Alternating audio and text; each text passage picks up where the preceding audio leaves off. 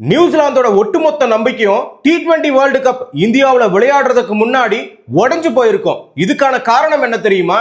இது வரைக்கும் ஃபெர்கியூசன் விளையாடல, ஃபின் ஆலன் விளையாடல அப்படின்னு சொல்லிட்டு நிறைய விமர்சனம் இருந்தது. அதாவது அவங்க வந்தா கண்டிப்பா இந்தியாவை ஜெயிச்சிடுவாங்கன்ற ஒரு விமர்சனமும் இருந்தது.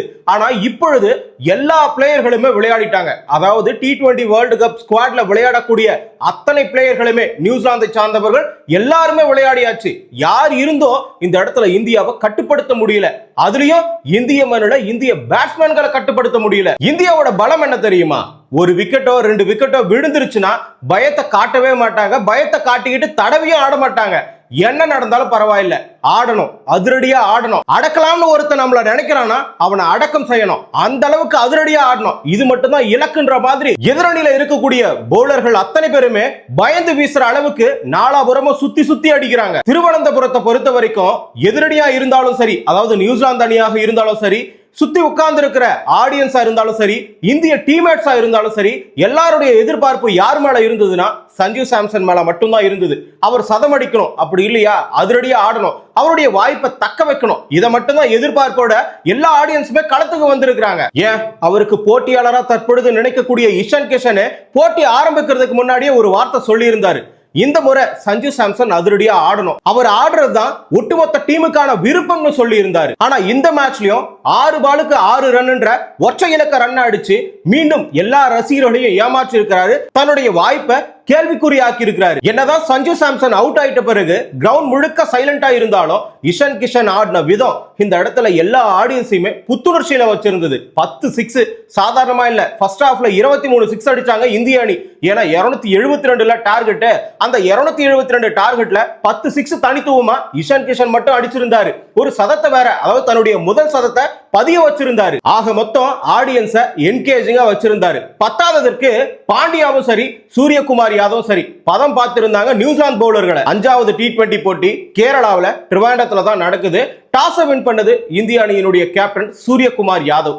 இவர் டாஸை வின் பண்ண உடனே இந்த முறை கண்டிப்பா பனிப்பொழிவின் காரணமா போலிங் தான் எடுப்பாருன்னு எல்லாருமே நினைச்சிருப்போம். ஆனா மாறா வேர்ல்டு கப்புக்கு முன்னாடி நாம பிராக்டிஸ் பண்ணியே ஆகணும். நம்மளுடைய பவுலர்கள் பனிப்பொழிவுல எந்த மாதிரி வீசுறாங்க, கட்டுப்பாடோட வீசுறாங்களா, எவ்வளவு இலக்கு நம்ம கொடுத்தாலும் அதை கட்டுக்குள்ள கொண்டு வராங்களான்னு பாக்குறதுக்காக இந்த இடத்துல முதல்ல பேட்டிங் எடுத்திருக்கிறாரு. ஆனா பேட்டிங் எடுத்தது மட்டும் இல்லாம அந்த இடத்துல சந்தோஷப்படுத்தணும், இந்த ட்ரிவாண்டம் மக்களை மொத்த பேரையுமா சந்தோஷப்படுத்தணும்னு சொல்லிட்டு யார் யாரை வெளியெடுக்கிறோம், யார் யாரை உள்ள போடுறோம்னு சொல்லிட்டு அதுல குழப்பத்துல இருந்தாலும் கடைசியில ஒரே வார்த்தை தான் சொன்னாரு. யார் வெளியே போனாலும் உள்ள வந்தாலும் சரி, நாங்க சஞ்சு சாம்சனை வெளியே எடுக்கல, இந்த வாட்டி பிளே பண்றாரு, 11ல இருக்கிறாருன்னு சொன்னாரு. ஆனா உண்மையிலே இந்த டீம் ஃபர்ஸ்ட் T20 போட்டி யார் யாரெல்லாம் விளையாடினாங்களோ அவங்க தான் திரும்ப விளையாடி இருக்காங்க.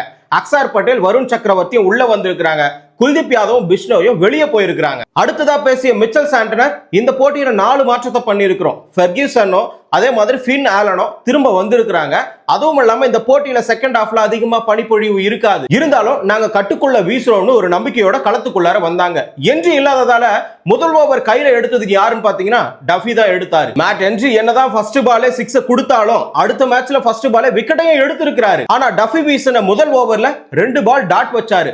ஜல்லிக்கட்டுல எந்த காளையை வேணும்னாலும் கட்டுப்படுத்தலாம், ஆனா இந்த அபிஷேக் சர்மான்ற காளைய கட்டுப்படுத்தவே முடியாது. அது கட்டுப்படுத்துறது ரொம்ப ரொம்ப கஷ்டம். அது டோர்னமெண்டா இருந்தாலும் சரி, பிராக்டிஸ் மேட்சா இருந்தாலும் சரி, அடக்கணும்னு நினைக்கிறவனுக்கு அடக்கம்ன்றது உறுதின்ற மாதிரி இந்த ஓவர்ல மட்டும் ஒரு 6 2 4 அடிச்சு 14 ரன் அடிச்சு டஃபியை மனசு நோக்க அடிச்சிருக்காரு. இந்த ட்ரிவாண்டத்துல எல்லாருடைய கண்ணும் சாம்சன் மேலதான் இருந்துச்சு. நான் ஸ்ட்ரைக்ல தான் இருந்தாரு. செகண்ட் ஓவர்ல ஸ்ட்ரைக் வந்து ஃபர்ஸ்ட் பால ஃபேஸ் பண்ண போறாரு. மனுஷனுக்கு கண்ணுல பதட்டம் மட்டுமே இருந்தது. எந்த மண்ணிலுமே அடிக்கல, சொந்த மண்ணிலையாவது அடிப்போம்னு ஸ்லிப்ல தவறான ஷாட் மூலமா கான்பிடென்ட் வர மாதிரி ஒரு 4 போச்சு.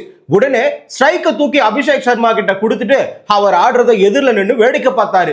கிடைச்ச 2 பால விடுவேனான்னு சொல்லிட்டு அபிஷேக் சர்மா 6 4 அடிச்சு ஜேமிசன் அடுத்த ஓவரை வந்து போடுறதுக்கு பயப்படுற அளவுக்கு பந்த தாறுமாறா அடிச்சு தொங்க விட்டாரு. பொதுவா சொல்லணும்னா இந்த சீரீஸ் முழுக்க அபிஷேக் சர்மாவுக்கு பந்து வீச எல்லா பவுலர்களுமே பயந்தாங்க. ஆனா சாம்சன் இந்த சீரீஸ் முழுக்க எந்த பவுலர்களை பார்த்துமே பயப்படல.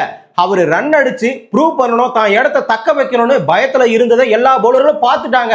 அதை யூஸ் பண்ணிக்கிட்டாங்க. இந்த சீரீஸ் முழுக்க ஃபெர்கியூசன் பந்தே வீசல. இப்பொழுதுதான் முதல் முறை வீசுறாரு. இவர் இப்பொழுதான வீசுறாரு, கண்டிப்பா கட்டுப்பாடோட வீச மாட்டாரு, இவர் ஓவர்ல அடிக்க ட்ரை பண்ணலாம்னு சொல்லிட்டு அடிக்க ட்ரை பண்றாரு.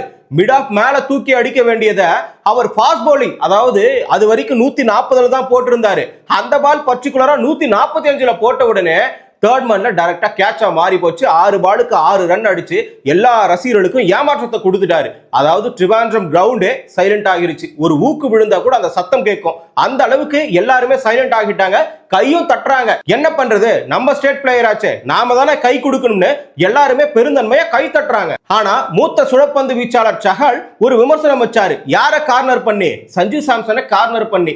10-12 வருஷமா கிரிக்கெட் விளையாடுறீங்க, உங்களுக்கு அனுபவமும் ஜாஸ்தி ஆயிடுச்சு, இப்ப வந்துகிட்டு பிரஷர் தான் நான் ஆடாததுக்கு காரணம் சொன்னா அதை ஏத்துக்கவே முடியாது. வேற எதனா காரணம் சொன்னா கூட பரவாயில்லை. இஷான் கிஷன் மாதிரி ஒரு சிறப்பான பேட்ஸ்மேன் வெயிட் பண்ணிக்கிட்டு இருக்காரு வாய்ப்புக்காக. இப்ப திலக் வர்மா உள்ள வந்துட்டா ஓபனிங் யார் விளையாடுவா? யதார்த்தமாவே யோசிச்சு பாருங்களேன். இந்த இடத்துல 6 ரன்னு, 10 ரன்னு, 0 ரன்னு, அதே மாதிரி 24 ரன்னு, மொத்தமா 5 போட்டிகள்ல 46 ரன் மட்டும் தான் அடிச்சிருக்கிறாரு.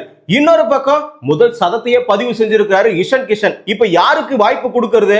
இந்த இடத்துல ஆடுவாருன்னு சொல்லிட்டு நம்பிக்கையோட உள்ள இறக்குவோம்னு இருக்கக்கூடிய சஞ்சு சாம்சனை வேர்ல்டு கப் 11ல போடுவாங்களா, இல்ல ஆல்ரெடி கான்பிடென்டா இருக்கக்கூடிய இஷான் கிஷனை போடுவாங்களா?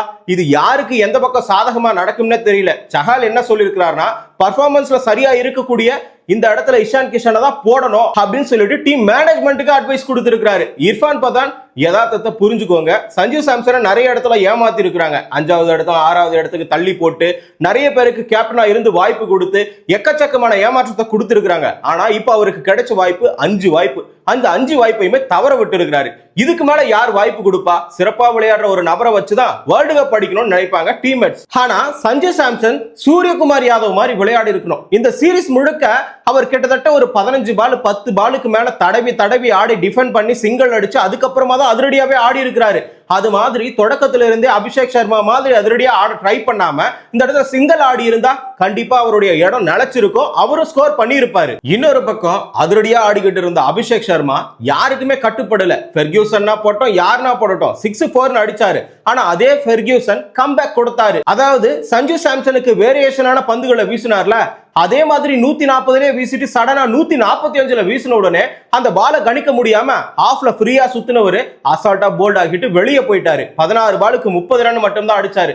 இந்த இடத்துல பவர் பிளேக்குள்ளார 6 ஓவரை கம்ப்ளீட் பண்ணி இந்திய அணி 54க்கு 2 விக்கெட்டை இழந்து டீசென்டா இருந்தாங்க. விக்கெட் மட்டும் தான் அதிகபட்சமா இழந்திருக்கிறாங்க. இந்த 6 ஓவர்ல 3 ஓவருக்கு 14 மட்டும் தான் அடிச்சாங்க. மீதி 3 ஓவருக்கு 40 ரன் அடிச்சு துவம்சம் பண்ணி இருக்கிறாங்க. ஆனா அடுத்த 4 ஓவரை சேர்த்து, அதாவது 10 ஓவருக்குள்ளார இஷான் கிஷனும் சூரியகுமார் யாதவும் ஜோடி சேர்ந்து 102 ரன் அடிச்சாங்க. எந்த ஒரு விக்கெட்டையும் இழக்காம அதே 2 விக்கெட்ல தான் இருக்கிறாங்க. இதுல பிலிப்ஸ் வீசின 7வது ஓவர்ல 10 ரன்னை விட்டு கொடுத்திருக்கிறாரு. அடுத்ததா சாண்டனர் 8வது ஓவர்ல 5 ரன்னை மட்டும் தான் விட்டு கொடுத்திருக்கிறாரு. கட்டுப்பாடோட வீசிட்டாரு, ஆகையினால திரும்ப வந்திருக்கிறாரு. 10வது ஓவர்ல வந்து சாண்டனர் சந்து பொந்தெல்லாம் தெறிக்க விடுற மாதிரி மாத்தி அடிச்சிருக்காங்க. அதே மாதிரி சோதிய சொடுக்கு போட்டு அடிச்சிருக்காங்க. 7ல இருந்து 10வது ஓவர் வரைக்கும் 24 பாலுக்கு 48 ரன் அடிச்சிருக்காங்க. அதுல பர்టిక్యులரா 9வது ஓவர் 10வது ஓவரை சேர்த்து 33 ரன் அடிச்சிருக்காங்க. இங்கிருந்து இஷான் கிஷனோட போக்கே மாறி போச்சு. சோதியும் சரி சாண்டனரும் சரி இன்னைக்கு காலண்டர்ல ராசி பலனை பார்த்துட்டு வந்திருந்தா கண்டிப்பா பால கையிலேயே எடுத்திருக்க மாட்டாங்க. ஏன் இப்படி சொல்றதானே பாக்குறீங்க? 12வது ஓவர் வீசுறவரு சோதி தான். அந்த இடத்துல களத்துல நிக்கிற பேட்ஸ்மேன் இஷான் கிஷன். அவர் மட்டுமே தனித்துவமா 4-4 2 6 அடிச்சு மொத்தமா 29 ரன் அடிச்சு 4 பக்கமும் செதற விடுறாரு. அடுத்ததா 14வது ஓவர்ல சூரியகுமார் யாதவ் டஃபி தான் வீசுறாரு. என்னப்பா நீ மட்டும் தான் 20 ரன்னுக்கு மேல அடிப்பியா, நானும் அடிப்பேன்னு சொல்லிட்டு 3 6 1 4 சொல்லிட்டு 23 ரன் அடிக்கிறாரு. சாண்டனர் வீசின 15வது ஓவர்ல ஒரு 6 அடிக்கிறாரு சூரியகுமார். அடுத்ததா இறங்கி ஆட ட்ரை பண்றாரு. அந்த நேரத்துல ஸ்டம்ப் அவுட் ஆகுறாரு. ஆக மொத்தம் 15 ஓவரை கம்ப்ளீட் பண்ணி 188க்கு 3 விக்கெட்டை இழந்து நியூசிலாந்து அணி பால் போடவே தயங்கிட்டு இருக்குது. மீதம் இருக்கிறது 5 ஓவர். இந்த 5 ஓவர்ல 30 பால் இருக்கும். ஆளுக்கு ஒரு ஓவர்னு சொல்லிட்டு சிவம் துபே, ரிங்கு சிங், ஹார்திக் பாண்டியா, அதுக்கப்புறமா இஷான் கிஷன் சொல்லிட்டு பிரிச்சு எடுத்துக்கிட்டாலும் இடி இடிக்கிற மாதிரி பொலந்து எடுத்துட்டு 300 டார்கெட்டை கொடுத்திருக்கலாம். ஆனா இந்த 30 பாலுக்கு இந்திய பிளேயர்கள் 83 ரன் அடிச்சிருக்காங்க. அதுல 4 பால் வேற டாட். டஃபி வீசின 16வது ஓவர்ல 13 ரன் மட்டும் தான் போச்சு. 10வது ஓவர்ல ஆல்ரெடி நான் 20 ரன் கொடுத்துட்டேன்பா. இப்போ வந்து ஒரு 5 ரன் எக்ஸ்ட்ரா போட்டு கொடுத்து 17வது ஓவர்ல சாண்டனர் 25 ரன்னா கொடுத்தாரு. அதே ஓவர்ல இஷன் கிஷன் 6 வேற அடிச்சு செஞ்சுரியை கம்ப்ளீட் பண்ணாரு. ஆக மொத்தம் 43 பாலுக்கு 103 ரன். நியூசிலாந்து பவுலர்களை லைன்ல வாங்க, எல்லாருக்குமே தரிசனம் தரேன்னு சொல்லிட்டு 6-4ன்னு நாலா பக்கமும் சதற விட்டு இருக்காரு. 10 6 6 4ன்னு அபிஷேகம் பண்ணி வச்சிருக்காரு. போயிட்டாண்டா சாமி, இதுக்கு மேல கஷ்டம் இல்ல, கொஞ்சம் கட்டுப்பாடோட வீசுவோன்னு நியூசிலாந்து பவுலர்கள் அத்தனை பேருமே நினைச்சிருப்பாங்க. ஆனா நிலநடுக்கமே இதுக்கு மேலதான் வரும்ன்றது அவங்களுக்கு புரியல. ஏன்னா ஹார்திக் பாண்டியா உள்ள புகுந்து 17 பாலுக்கு 42 ரன் அடிச்சிருக்காரு. 4 6 1 4ன்னு 50 அடிக்க மிஸ் பண்ணிட்டாரு 20வது ஓவர்ல. அதே 20வது ஓவர்ல ரிங்கு சிங் கொஞ்சமா சொதப்பி இருக்கிறாரு. மொத்தமா 30 பால்ல 4 பால் டாட்னு சொன்னோம். அதுல 2 பால் அந்த 20வது ஓவர்லயே நடந்துருச்சு. இருந்தாலும் அதை சரி பண்ற மாதிரி ஒரு 6 அடிச்சு 272 டார்கெட்டை நியூசிலாந்து அணிக்கு கொடுத்திருக்காங்க இந்திய அணி. நியூசிலாந்து தரப்புல இருந்து யார் என்ன மாதிரியா வீசி இருக்காங்க நாம தெரிஞ்சுக்கணும்ல. சாண்டனர் 4 ஓவரை வீசி 60 ரன் கொடுத்திருக்காரு. ஜேமிசன் 4 ஓவரை வீசி 59 ரன் கொடுத்திருக்காரு. டஃபி 4 ஓவரை வீசி 53 ரன் கொடுத்திருக்காரு. அதே மாதிரி ஃபெர்கியூசன் புதுசா வந்தவர் 4 ஓவரை போட்டு ஓரளவுக்கு தாக்கத்தை ஏற்படுத்தி 2 விக்கெட்டை எடுத்து 41 ரன் மட்டும் தான் விட்டு கொடுத்திருக்காரு. ஆனா நியூசிலாந்து வீரர்களையும் நாம எளிமையா நினைக்க கூடாது. அவங்க பக்கமும் ஃபின் ஆலன் வந்திருக்காரு. அவர் எதிர்பார்க்காத ஒரு பேட்ஸ்மேன் தான். எந்த நேரத்துல எப்படி ஆடுவார்னு யாருக்குமே தெரியாது. பிக் பாஸ் லீக்ல பொளந்து எடுத்தாரு. அதெல்லாம் யாருமே மறக்க மாட்டாங்க. அப்படி இருக்கும் பொழுது இந்த ஆட்டத்திலேயே கொஞ்சம் துடிப்பு இருக்கும். 272 டார்கெட்டை அடிக்க முடியலனா கூட அதை நெருங்குவாங்க. அதற்கான படைகள் அவங்க கிட்ட இருக்கு. இந்தியாவின் தரப்புல இருந்து ஃபர்ஸ்ட் ஓவரை வீச வந்த ஹர்தீப் சிங்க ஃபின் ஹாலனும் சரி சைஃபர்ட்டும் சரி போட்டு பொளந்தாங்க. இருந்தாலும் கடைசி பால்ல சைஃபர்ட் 5 ரன்ல காலி பண்ணாரு. அடுத்ததா ஹார்திக் பாண்டியா உள்ள பூந்து ஒரு 6 கொடுத்திருந்தாலும் ஆதிவாசி கொஞ்சம் அடக்கி வாசின்ற மாதிரி ஃபின் ஆலனை 5 பால தொட விடாம பண்ணியிருந்தாரு. இங்க நியூசிலாந்து அணி 10வது ஓவர்ல தான் வந்து 20 ரன்னையே கொடுத்தாங்க.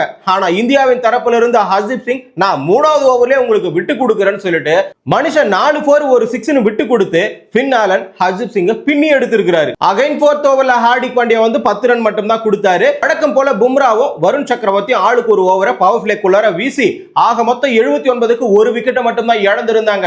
இந்த நிலையில இந்தியா 54க்கு 2 விக்கெட்டை இழந்திருந்தாங்க. என்னடா இது 272 அடிக்கணும், இந்த இலக்கு அடிச்சா அடிச்சுட்டே போயிடுவாங்கன்னு பார்த்தா ஃபின் ஆலன் இருக்கிற வரைக்கும் அந்த நம்பிக்கை நியூசிலாந்து அணிக்கு இருந்தது. ரவீந்திராவோட ஜோடி சேர்ந்த ஃபின் ஆலன் மறுபடியும் பொளந்து எடுக்கிறாரு. கண்ட்ரோல் பண்ண முடியல. அக்ஷர் பட்டேல் 9வது ஓவர்ல வராரு.